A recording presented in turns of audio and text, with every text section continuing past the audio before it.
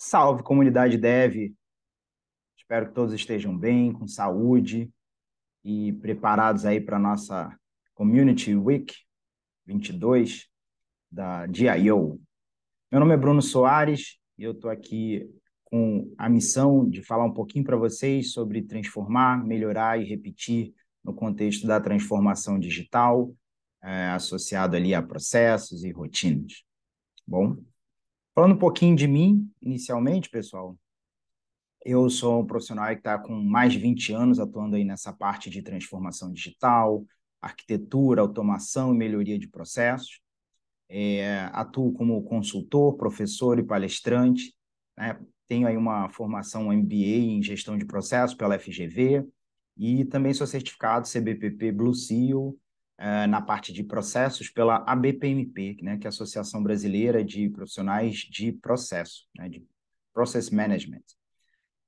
Aqui está meu LinkedIn também, tá, pessoal? Se vocês quiserem interagir, trocar informação, fazer parte ali da minha rede social profissional, tá bom? E vamos nessa. A gente começa falando um pouquinho de transformação digital, né, para contextualizar. Então, é nada mais, nada menos que uma mudança de cultura e mentalidade nas empresas, com o objetivo de se modernizar e acompanhar os constantes avanços tecnológicos.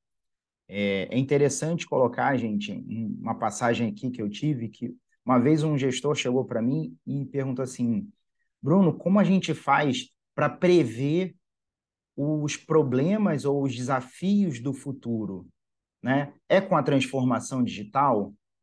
Aí eu falei assim, sim. Aí ele, e o que se trata isso? Eu falei, fazer o que deve ser feito. Então, a transformação digital está em ter um mindset de modernização, de analisar o que está acontecendo no mundo, o que está acontecendo no mundo tecnológico, para saber o que faz sentido para a minha empresa. E aí, com a adoção disso, você nada mais, nada menos vai estar se preparando para esse futuro que você não sabe qual é. Né? Então, assim, muitas empresas estavam implantando ali ferramentas que possibilitavam o trabalho remoto, né? Então, isso era uma tendência já no mundo, o uso da nuvem e tudo mais. E aí, de repente, vem uma pandemia. E quem não estava se preparando para isso? Né? Quem não estava se preparando para isso, não estava se preparando para o atual momento do mundo, que era de estar com trabalho home office, era de ter reuniões online, né? Então, o mundo já estava direcionando para isso, os arquivos estarem em nuvem e não mais em rede, né? Então, ali a gente já tinha digamos assim, a cola, né? Do que deveria estar sendo feito para você estar preparado para um momento como o que houve ali na pandemia. E aí, na sequência, a gente tem aqui a visão, né, dessa transformação digital. Por mais que a transformação seja digital, o que realmente importa são as pessoas, tá, gente? Tanto que aqui na nossa figura a gente fez questão de colocar as pessoas no topo, né? E a transformação digital no centro, ou seja, sendo habilitada através de processos e ferramentas. E aí, óbvio, processos e ferramentas sem o fator humano, né, são nada. Da mesma forma que pessoas com ferramentas sem saber o que fazer produzem também nada, né? E pessoas com processos sem ferramental específico não vão estar aderentes ao nosso momento. E aí, óbvio, né, sem ferramenta não existe transformação digital, certo?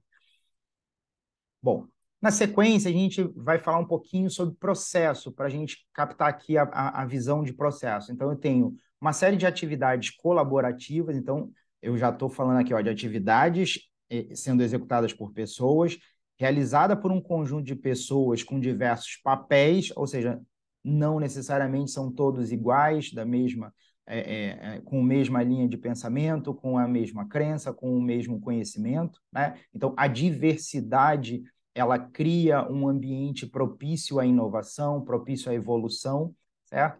E essas pessoas elas estarão coordenadas em direção de suas metas, né? Objetivos também e efetiva entrega de valor aos clientes.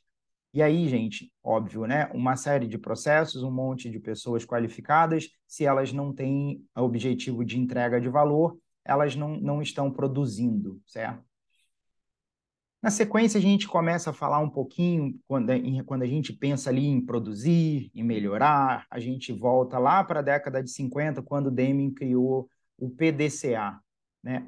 O PDCA é nada mais, nada menos, gente, traduzindo para o português, uma etapa, um ciclo de vida, né, de atividade, onde você tem ali iniciando pelo planejamento, depois você se coloca a fazer aquilo que você planejou, produz uma série de verificações no meio do caminho para conseguir medir, para conseguir entender o que está acontecendo, e em função disso que foi verificado, do que foi levantado, você começa a fazer ajustes para que no próximo giro do ciclo do PDCA você planeje já com essas atividades melhoradas, já com essa nova visão, já com o conhecimento, né, de quem executou, sofreu ali no chão de fábrica, né, no dia a dia e já conseguiu entender qual era o próximo passo, como melhorar um pouquinho.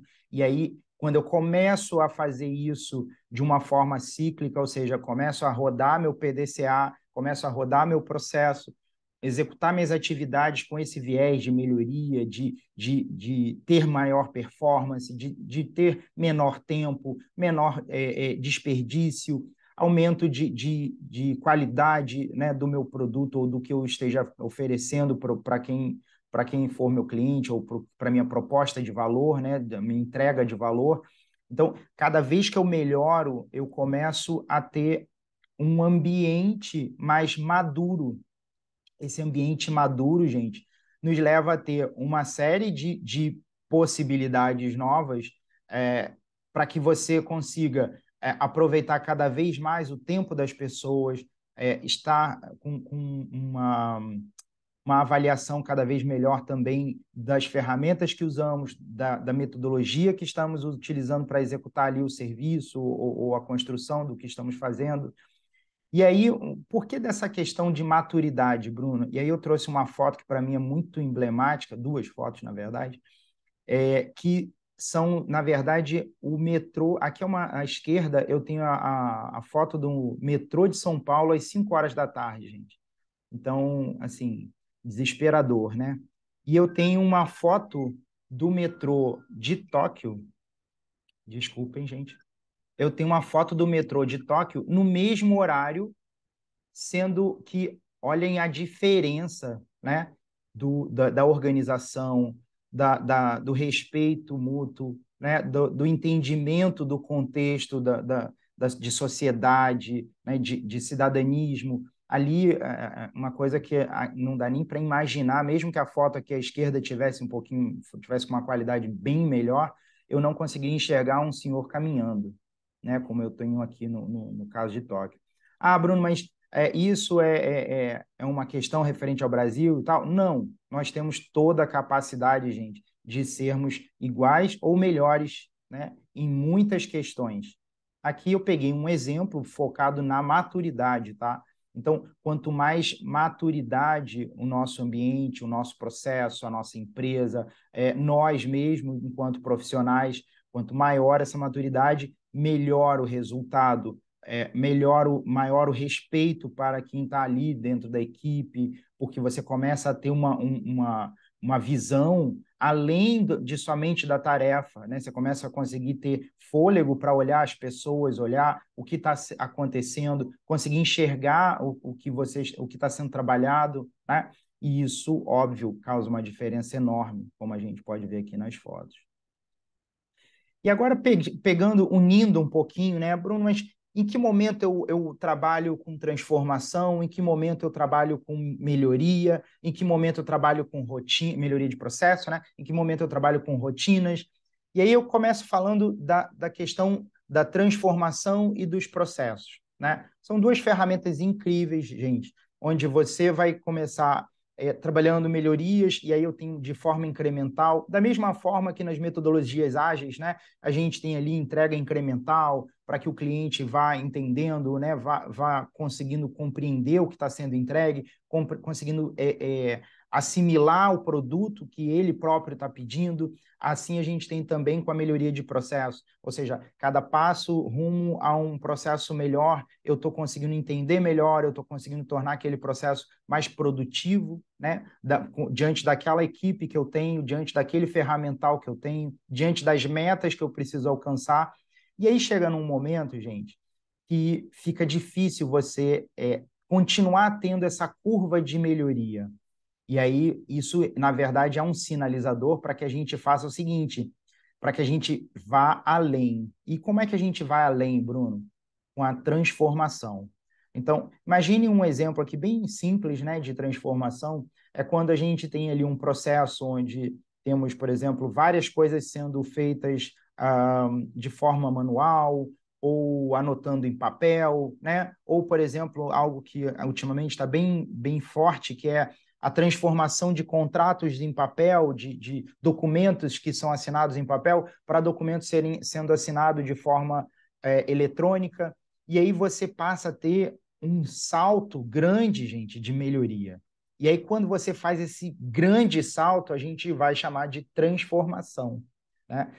Só que a transformação, ela às vezes, ela é meio malvada, né? Porque ela prepara o negócio para muitos, né? Muitos andares acima da melhoria, né? É até a forma que a gente simbolizou aqui no gráfico, a melhoria evoluindo aqui de forma incremental, né? Nessa reta aqui inclinada, e e a transformação sendo esse salto de melhoria, onde eu tenho um novo patamar só de executar ali a transformação, tá?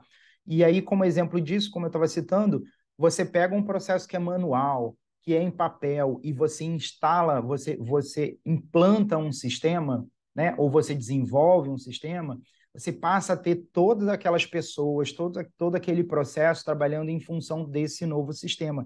Isso em si, gente, é um salto assim absurdo, né? De qualidade, de produtividade, né?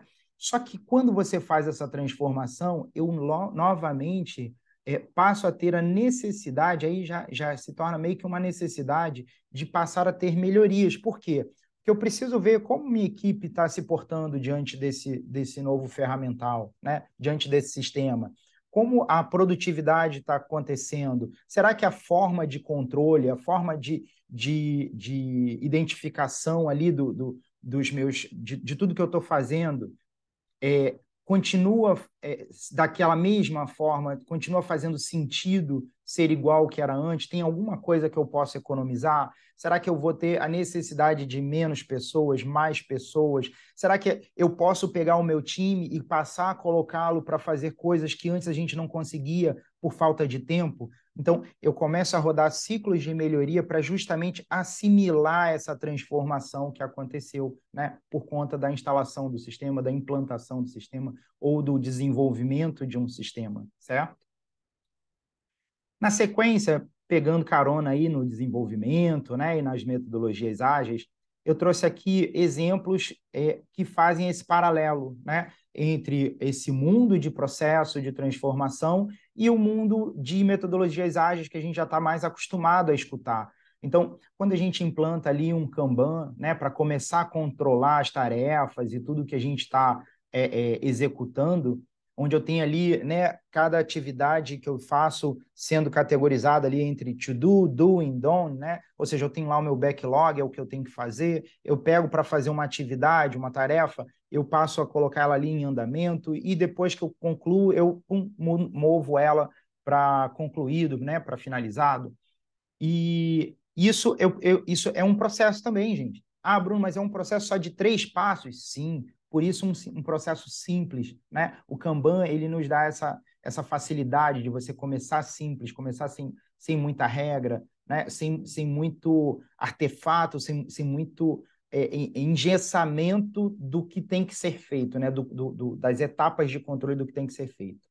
E aí eu tenho um segundo exemplo aqui, que venha a ser o Scrum, né, com seus papéis, eventos, artefatos, e aí eu já tenho uma organização um pouco mais determinada ali, né, onde eu tenho todos os eventos do Scrum sendo executados de forma cíclica, né, ou iterativa, como o pessoal gosta mais de falar, e aí eles são executados nessa sequência, né? Onde a equipe tem liberdade de, ao final de cada ciclo, fazer melhorias. Opa, Bruno, peraí, fazer melhorias em um ciclo, será que é a mesma coisa que o PDCA? Não, mas eles se parecem demais, né, gente? E no final das contas faz sentido se parecerem, porque eu tenho atividades sendo sequenciais, sendo executadas de forma cíclica e com uma finalização onde eu avalio possíveis melhorias, faço acordos para que você possa o quê? Planejar um próximo ciclo de uma forma melhor, né? Estabelecendo assim um processo contínuo de entrega de valor, que é isso que a gente tenta fazer, né? Que a gente busca com as metodologias ágeis, certo? Por fim, eu tenho aqui um início, né, um gancho na parte de rotinas, que dando um exemplo, ou seja, quando a gente faz ali todo dia nossa reunião diária, né, o daily meeting, como alguns preferem no inglês, eu tenho minha rotina de comunicação, onde eu tenho ali todo um reporte do que está acontecendo para que o Scrum Master possa tirar os impeditivos, para que o PO possa participar ali ajudando no entendimento, para que o próprio time possa entender quem está fazendo o quê, vamos conseguir manter a entrega, né, que a gente planejou, não vamos, tem algum esforço a mais, a menos, dá para puxar coisa nova porque a gente conseguiu adiantar o serviço. Então, ali, diariamente, eu tenho essa comunicação e ela pode ser feita através dessa rotina, né? Ou seja, através do entendimento disso como uma rotina. E aí, se eu passo a fazer todo dia, de forma sagrada, naquele horário, com aquelas pessoas, eu acordei uma rotina com o meu time e passo a fazer o uso, passo a ter o benefício dessas rotinas, né? Ah, Bruno, mas por que rotinas, né? Para que rotinas? A rotina, gente, ela nos dá uma facilidade que, para explicar essa facilidade, eu vou dar dois passinhos para trás, que é falar da gente ou seja, do nossa parte biológica, né? O nosso corpo, o ser humano, ele tem ainda uma parte histórica nossa, né, de biologia, onde a gente tem todo um senso de preservação. Esse senso de preservação se desdobra em tentarmos entender como mais fácil tudo que relaxa, descansa, né, que não gera dificuldade, não gera trabalho. E aí, quando a gente pensa assim, não, mas eu quero evoluir. Poxa, mas evoluir dá trabalho. E aí, quando eu começo, não, eu tenho que fazer, eu tenho que me levantar, tenho que agitar, aí o corpo começa o embate, né? Como é que eu faço o corpo entender que aquilo que eu estou querendo trabalhar, aquilo que eu estou querendo me esforçar para evoluir, pode ser encarado de uma forma mais natural e que consuma menos energia, e ele aceite isso e nos promova, né, essa melhoria. Então, eu começo a criar as rotinas. As rotinas, gente, dando um exemplo assim bem prático, elas são principalmente por conta da gente ter a facilidade de executá-las de forma mais automática, né? Por exemplo, quando você estabelece uma rotina e para de ter que ficar decidindo, né, se você vai fazer de uma forma A, de uma forma B, ou se você vai fazer uma outra atividade antes, não, o momento agora é dessa atividade por conta da minha rotina. Então, eu tiro da minha mente, eu tiro do meu corpo a necessidade de ficar trabalhando aquilo e decidir se aquilo é o momento, se não é, o que eu faço ou não faço. E aí, um exemplo prático que eu já tinha falado, que ia citar, por exemplo, escovar o dente. Se você escova o dente, quando escovamos o dente, né, a gente não fica pensando, nossa, eu vou escovar de cima, eu vou escovar de baixo, eu escovo primeiro a frente, eu escovo primeiro a língua, eu faço o movimento circular. Não, hoje a gente já faz de forma automática. Então, chegamos lá na pia, colocamos a pasta, começamos a escovar, cada um já tem seu jeito, e ali você termina a escovação, faz o bochecho, tal, limpa, blá, blá, blá, guarda as coisas, pronto, você terminou a sua rotina ali de limpeza bucal. E assim é para toda a nossa rotina, tá, gente? Rotina de estudo, rotina de trabalho, rotina de exercícios físicos, né? Tem dois coaches, né, dois especialistas e pesquisadores que eu gosto muito, que é o Jerônimo Temel e o Christian Barbosa. Eles são estudiosos nessa parte de rotina, de produtividade, e eles falam muito disso, né? Quando você deixa preparada a sua roupa de exercício, né, sua roupa de malhação do dia anterior para o dia seguinte, você pode até ter acordado meio com sono, meio com preguiça, mas você não tem desculpa. Tá tudo preparado ali, é só você vestir, ó, correr para academia ou correr para fazer seu exercício, né? Bom, um outro exemplo também que eu acho maravilhoso, gente, esse aqui são cards, tá? Que eu usei há alguns anos atrás. Meu filho hoje está com 8 anos, né? Quando eu e minha esposa começamos a usar, ele tinha 4 para 5 anos, ainda não sabia ler muito bem. Então, para a gente não faz muito sentido, né? Esses desenhos bonitinhos e tal, até porque deixa o cartão maior e tal, mas para ele fazia, porque ele não sabia ler. Então, ele tinha os cards com as tarefas dele e ele se amarrava, né? Porque aquilo passou a ser algo que ele encarava como uma conquista, né? Conseguir levar os cartõezinhos para o lado, e aí ganhava prêmio, ganhava pontos. Então, a gente encontrou uma maneira divertida, né? Que era o que fazia sentido para ele, para que ele conseguisse executar a rotina dele diária, né? Que ia desde que ele acordava e escovava ali o dente, tomava seu banhozinho, tomava café, até ir para a escola, né? Ou seja, passando aí por ir para a escola até a parte de dormir, tá bom? Então, eu estou só dizendo aqui o exemplo, gente, é para dizer o seguinte: para qualquer coisa você consegue estabelecer rotinas, né, e viabilizar teus processos e estar apto a fazer as suas transformações, sejam elas no teu desenvolvimento pessoal, no teu desenvolvimento profissional ou particular.